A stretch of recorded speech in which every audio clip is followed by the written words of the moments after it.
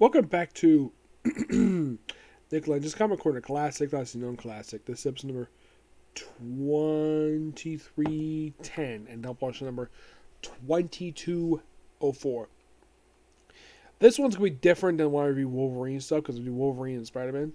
This one, there's no Epic Collection for this one because they've not been released yet. And since I've already discussed the issues, presumably could be in a Volume 5. This is next step before I talk about Volume 6. We'll discuss it in another comic corner. I might come back to this later on for other issues to fill in the gap. But to start with, I'm discussing issues 58 to 68. And you might be asking, Nick, is there any annuals released as Spirit Time for Wolverine? No, the first annual was released in 1995. No, seriously. That is 100% completely true. So, these issues cover the period of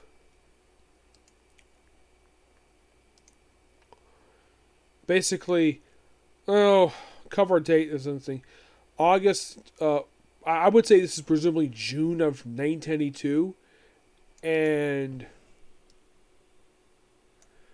this goes on because apparently this book's coming twice a month. And we conclude in February of 1993. Yeah, that's most of what we got here. First up, we have a two-parter done by G.G. Chester, who fills in for a couple issues from Larry Hama. Excuse me. And for some reason, events of this issue takes place after Wolverine 60, which is strange. Yeah, it's a team up between Wolverine, Terror Incorporated, and Jubilee. You're probably thinking, what the heck is Terror Incorporated?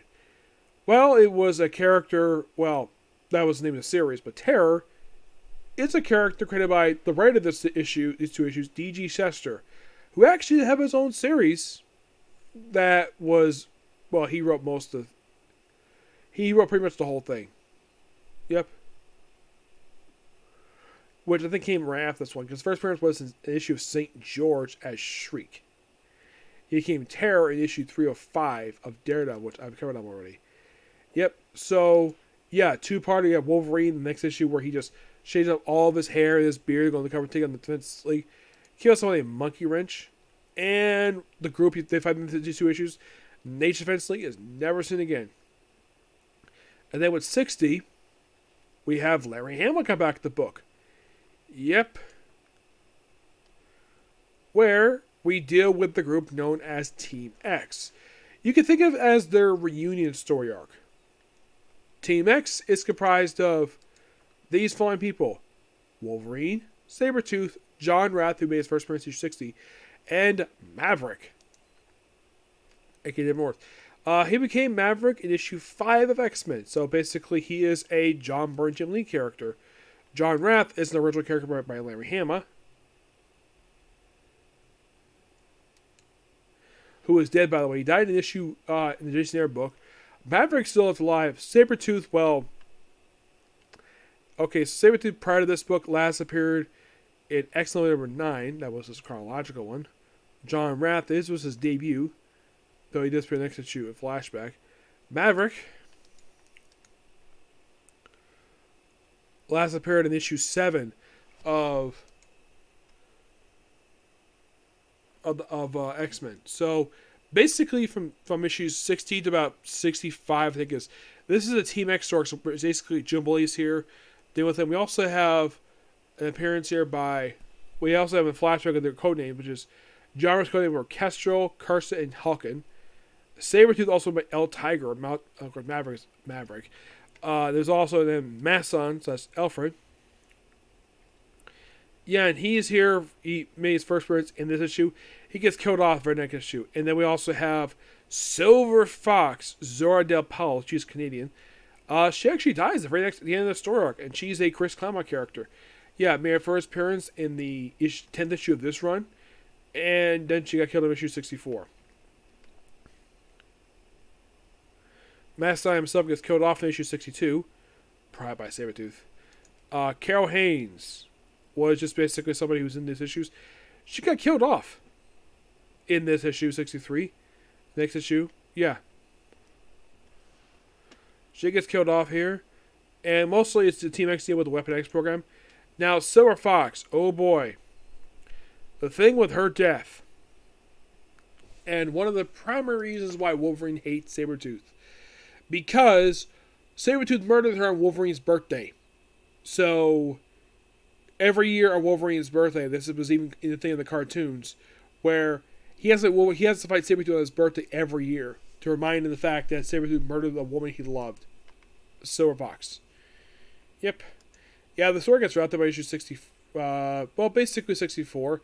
And then, of course, basically for the last few issues, it's mostly just dealing with the aftermath of that. Yeah, and just that's mostly what the next couple issues are. Just deal with that, and supposedly John Rath is making a guest appearance here. He, of course, extra to help him deal with it. For the next few issues. That was some of the artwork done by Mark Textra. Yeah, he does the artwork for these issues, which is interesting. Then by 68, he finds a guy named Eclipse Red, who is somebody who's related to Omega Red. Yeah, this guy has got a daughter who only made 12 appearances over the years. Yeah, she appeared in this 67, 68, and then she appeared in the Maverick book, and that was it for her.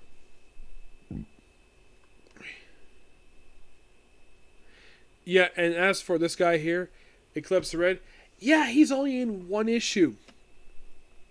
And he appears in like just 68, and then he appears a couple issues of Maverick, and that was it for him.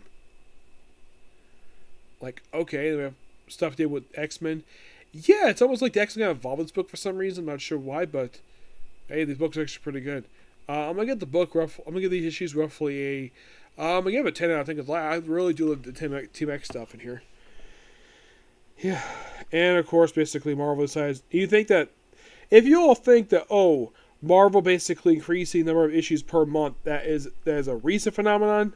No. They did something back in the 90s too. So yeah, it is not a recent phenomenon. Those of you say it is are lying. Lie. So, next up we have Marvel Masterworks Spectacular Spider-Man Volume 2, which collects issues 16 to 31. And, like mostly with the series, it's basically been for follow up with stuff that happened in pages of Amazing Spider-Man or other books. Yep. Your writers for these issues, for all the issues except for issue 16, is done by Elliot S. Morgan. Your artists are Sal Buscema for 16 and 20. Jim Mooney does issues 21, 23, 25, 26, 29, 31. Frank Miller, yes, Frank Miller does some issues in here. He does 27, 28. Mike Zeck does issue 22. And Frank Springer does issue 24. These issues come up for the period of March 1978 to April 1979. So, if you actually no, it actually stops with June 1979. Yes, so my guess is presumably with the very next book will be out of the 80s, 70s with this book, which is awesome. First up we have is issue 16. We have Return of the Beetle. Yep, the Beetle. Yeah, where like Spider-Man deals with him for this issue here. And he's basically still in the old goofy 60s attire, which he doesn't get updated book later. It's Ab Jones, aka the Mock character. And then it was actually Mock 10. Now, in the case of 1718, this is a critically important two-parter. Now, here's the thing about this two-parter. It is a fall from the Spider-Man book? No, it is not. It's when their book Bill Manson was doing at that point. The Champions. No, not the Mark Waid Himmels Ramos book that came out in 2016. That book is completely unrelated to this book. The Champions, comprised of Archangel, X-Men, Iceman of the X-Men, along with Hercules, Black Widow, the Ghost Rider, these 5 people, and joined by Darkstar, and also have a supporting character in form of Bill Foster as a scientific advisor. Yes, the book managed to last for shocking 17 issues. And it got canceled. The reason why it ended at that point because of low sales. Despite appearing in these 17 issues, they also make a guest star appearance in issue of Supervillain Team Up, an issue of Godzilla. Yes, they fought freaking Godzilla. Heck, they even guest starred in the annual for Iron Man. Now, here's the thing. At the end of issue 17 of the book ended on a cliffhanger, and this two-part just wraps up that series. Yeah, that's what this two-part is meant for. It is interesting that the fact you have a Spider-Man book deal with this. Yeah, the whole story of this one is that Peter Parker is flown out to L.A. to basically photograph the Breakout the Champions. And that's done via a flashback. Yes, a flashback that picks up right where issue 17 left off, right after the Sentinels attack the Champions building. You're thinking, wait, they have a high-sophisticated building. How are they attacking it? How is this, how they break in? Well, they actually explain this issue. Apparently, the building, stuff in there never worked. The reason why is in issue 18. The reason why, because people who built the building, the contractors, used cheap materials. Yeah. So, they have to deal with a character named Rampage. Rampage is pretty much one of the two original villains they actually had for the entire series. Stuart Clarke. That's his real name here. This is his revenge against the Champions for defeating him. Yes. So he brainwashes Iceman for this job. Yes, Iceman.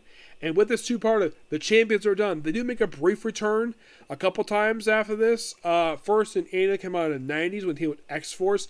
And another time where they have a flashback team with the Hulk. Yes. Yeah. And these issues are good.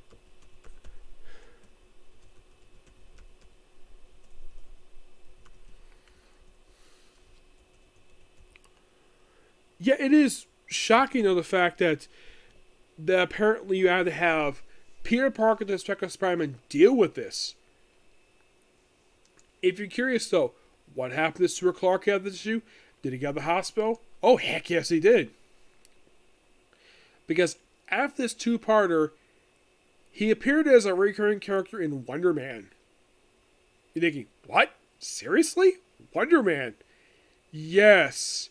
Joe Jones brought back this character for a recurring appearance, then popped up for Iron Man for a few issues, of course, with Volume 3.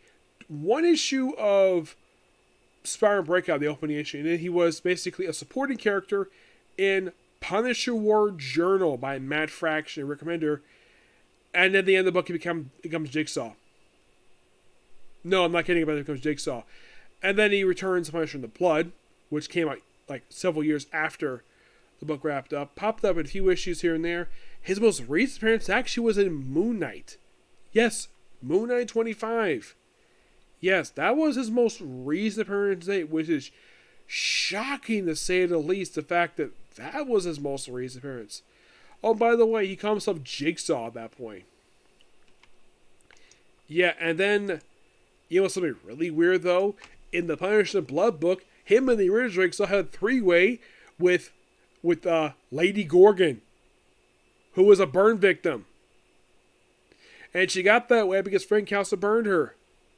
And she claimed she was Frank Castle's wife. Yes, have a three-way with the burn victim. That's recommended for you.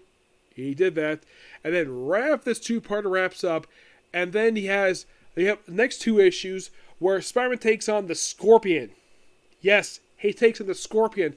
This is, of course, right after the opening two issues of the Miss Marvel book, where he takes on Miss Marvel and loses. He's like, how long have I been down? Years? He fights for these two issues. And it's strange to the fact he appears in 19 and 20 of this book, because it's all the same thing with Amazing Spider-Man. He made his first appearance in issue 19, becomes Scorpion issue 20. Yep. And the next two issues, it's a team up with Moon Knight. Yes, freaking Moon Knight. Yep, which I've discussed issues already, but it's a great two-parter.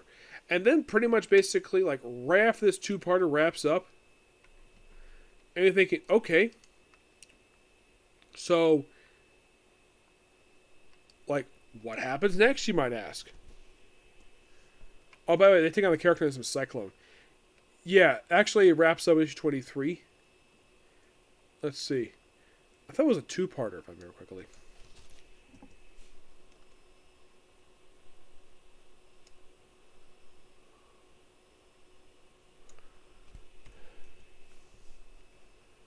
Oh, I almost forgot. 19, actually, I forgot about that. Scratch that. So I would definitely wrap up the two-parter with Scorpion. But that happened in 2021. Moon Knight was 2023. In 19, he takes on the Enforcers, led by the Lightmaster. Yes, making his first appearance issue 3 of this very book. Yeah, which that was basically 2 years prior to this one. So we have first appearance of a brand new Oxus issues. Ronald Block. Yeah, and he's pretty much basically Ox after this. After this two-parter wraps up, basically, yeah, the Enforcers are captured. He appeared sporadically over the years, and his last appearance was an issue of Captain America. The reason why he became Ox, because his brother was the original Ox. He actually died in issue of Daredevil prior to issue 100. Okay, then after they deal with then issue 24, he deals with a character known as the Hypno Hustler. And you're thinking, who? The Hypno Hustler. Who? I wouldn't be surprised, because this guy made appearance in one issue back in the 70s, and then he next appeared in issue of Spider-Man's Tangled Web in 2002. Yeah. We also will do the manga in this issue. Yeah, basically it's like a standard issue 4 deal with a story arc, and then we have the Masked Marauder make an appearance here. Yes. Who his last appearance part of this issue was basically issue, well, he appeared in like a Shadow in 23, but prior to this one, he last appeared, of course, in Wear Up by 943, which is the last issue of that book. So I was like, okay, so he appeared in the last 2 issues of that book, and he appears in this issue, in this book for about 2 issues, I'd say. Yeah, I think on the Masked Marauder, I think of like 2 or 3 issues. Oh yeah, and then we have the debut of Charon, the original Charon, who made a debut in issue 25. This kind of felt Charon appearing here, mostly put basically is basically here to deal with a 7-part story arc. Yes, we also debut a guy called Tri-Man, who's basically just a robot, who was last here page of Daredevil. Yes, you're thinking, who the heck is Charon? After Spider-Man deals with the Masked Marauder for about 3 straight issues, and then we finally deal with basically Charon. Well, actually, he wraps up with issue. Well, Tri-Man gets destroyed in issue 28. Charon does not make his move into issue 28.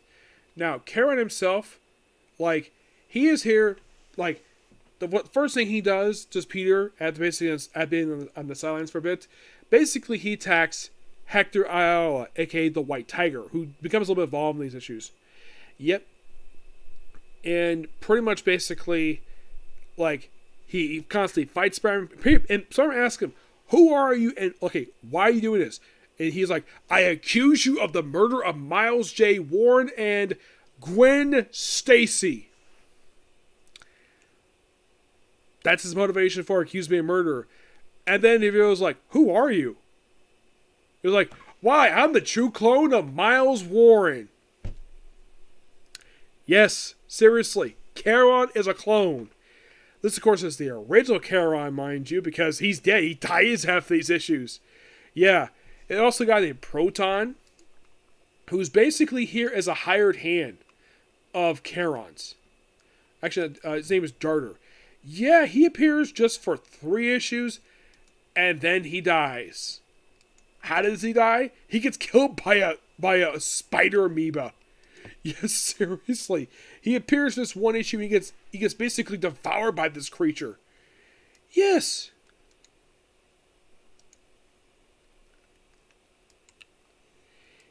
Because the whole thing is that Darter basically stabs him, has basically turned against him because, well, Darter thinks he turned against him because he said, oh yeah, you're going to give me Spider-Man's power. He's like, nope, give me this creature, and the creature just eats him.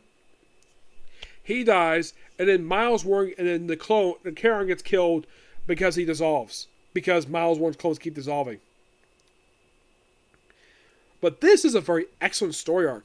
And by the way, these 2 books in particular, these were originally collected as, the first time I read these issues, were actually part of the Essential Marvel line as Essential Peter Parker, The Spectacular Spider-Man Volume 1, which collected this whole 31 issue run. Yes, these 2 volumes are essentially put one book. Yep. And it's shocking, though. There is no Epic Collection for this one. And this series is so good. Yes. I love this era of Spider-Man because this book, basically, it's like, you read this book and, like, they reference stuff that happens in pages of Amazing Spider-Man, like, for Marvel Team Up, or in the case of 1718, just falling up with champions. Like, it's great storytelling, and I love it. And if you're curious, though, Bill Mantlo, who doesn't really write anymore because he's in the hospital, like, how many issues of this book did he do? You might be asking. Well, for Amazing, he just did issues 181, 222, 237. He did 380. It was 10, 11, 17. But Spectacular Spider-Man, oh boy. He did issues 6, 9 through 10, 12, 15, 17, 34, 36 and 40, 42, 53, 61, 89, 104, 120, and A number 1 and number 4. Yeah. So he did this book basically mostly for a period of 10 years. And you could say this is the book's high point. Because by the 80s, it still becomes still really good. But here's kind of the strange thing about this book. Now, the reason why he kept skipping issues is because this is kind of a problem with this run, with this series. They kept basically having a rotating door of writers. Yeah. Because not even a year in, you already got like 3 different writers. Yeah.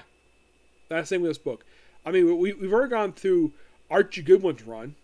Yeah. Archie Goodwin's run all done. Was collected in the last book. Jerry Conway's got some more issues for him. Yeah, he comes back with issue 137 to 134. Basically, right now we're on Bill Mantlo stuff. That's Bill Mantlo, like, when he doesn't write the book, it's mostly Roger Stern. Yep. And then pretty much basically, when he takes a second break from the book, we had through episode issue 89, it's mostly Al Mogrum, Kerry Puckett, Peter David. He comes back for one issue, and the Peter David does for quite a while. Yes. And if you're curious, though, like, when does this book have a stable writer who stays on more than a year or two? That's a difficult question to answer, because some of the writers, like, the longest they might stay in the book, you could say is probably Jan Matthias, who came on for issue 170 and 1203. Yeah, it could be him, but some of these writers just, it's like this book for 260. I want to stop at AQ. For 263 issues. 64, excuse me. This book went through 1, 2, 3, 4, 5, 6, 7, 8, 9, 10, 11, 12. 12 writers. You heard me correct. 12 writers. It is something. The volume that came out of this one, volume 2, 2 writers. And, of course, the most recent run, Howling 2, Zardesky and Sean Ryan. But it did have very consistent artists. Yes. Yes, they did. Yeah, basically, Sal Bushman was the artist of this book. Mm-hmm. Yeah, he was pretty consistent with this book. He did skip some issues, but he was mostly the very artist for the first couple years of the book. Yeah, but I do recommend checking this book out because it is amazing. I'm going to give Marvel Masterworks, The Spectacular Spider-Man, a 10 out of 10 because it's that damn good. Yep. And you're probably thinking, this book sounds interesting to get into. I might be curious to get into it. Check it out. It's that good. But you also have to read Amazing Spider-Man at this point in time. And Marvel team because they tend to basically follow plot threads in different books. But this book is a lot of fun. And it also gives you a little advertisement for these books, which is so awesome. And look at Marvel has this book in trade, so it's not hard to track these books down. Or you can find the book individually in stores. Though I highlight that the books in the 70s are very hard. They're very hard to get your hands on because of, well, limited quality. So I recommend checking out the trades that collect these books. Okay, so that's going to be pretty much a particular view, and that's going to be it for video today. So tomorrow, expect Machuca Tensei tomorrow. Excuse me. a comic corner, maybe two, but depends on how much I do. And either one of the two things. Either it's going to be the finale for this Doctor Who story arc I'm working on, which is E-Space, or I'm going to talk about the final 6 episodes, start the final 6 episodes for, well, start of season 2 of Mr. Demon Academy. It all depends on tomorrow, okay? Next film.